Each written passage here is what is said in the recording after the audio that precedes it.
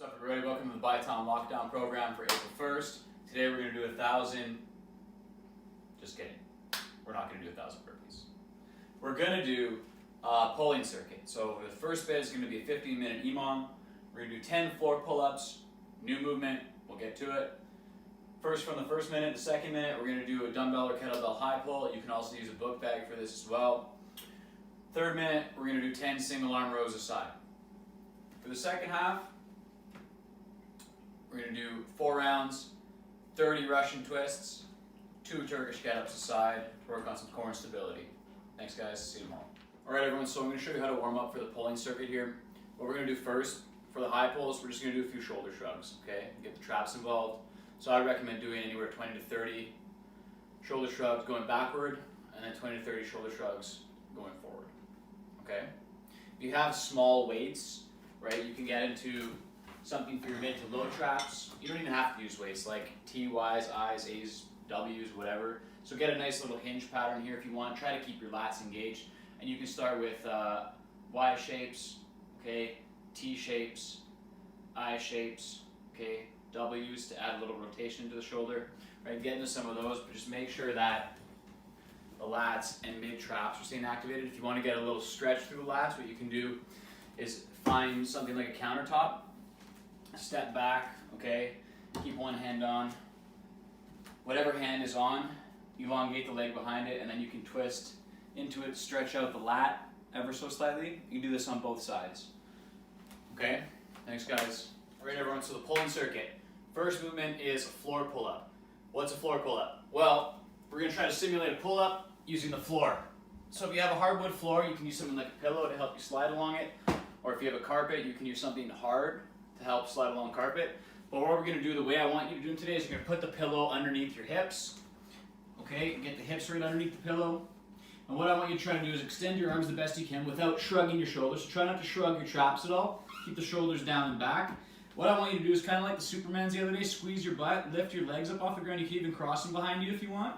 Lift the chest ever so slightly, and what you're going to try to do is pull the elbows down towards the hips, pulling yourself up, pushing yourself back away. Okay, try to make sure that pillow is situated more underneath your hips, not underneath your tummy. All right, otherwise you're going to have some issues.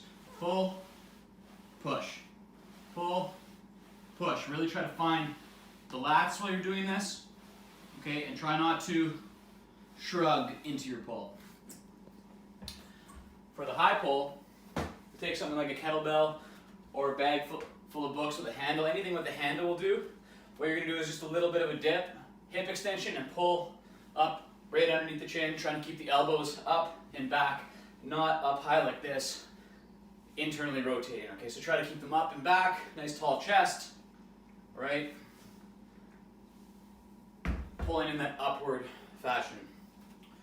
The third one is going to be the single arm row, so maybe using the same object or something lighter. Get into a split position, rest your forearm on your knee, keep your chest high and row, pulling back towards your hip. Okay, 10 reps on one side, 10 reps on the other side. Thanks, guys. All right, so core and stability work for today. 4 rounds, 30 Russian twists. You're going to take an object, keep it up by your chest, keep the chest activated, feet up. We're going to try to twist the torso, okay, as far as we can while maintaining tension and while trying to focus on the external obliques.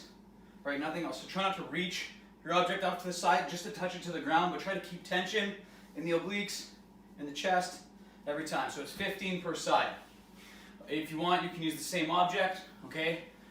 For the Turkish Get Up, right, whatever side the object is on, that leg stays planted, punch that object up, keep a tight shoulder, use your abs to get up to your forearm first, then up to your hand, all while looking at the kettlebell, right? Then we're going to get the hips up high, slide that foot back so you can get into a lunge position, get up to that full overhead lunge position, and stand up. On the way back down, bring that opposite leg back to that lunge position, right? Just kind of like a windmill, hand down first, right? Plant, keep this leg planted, slide that bottom foot through, get your bum down, elbow down, shoulder down, and bring the kettlebell down.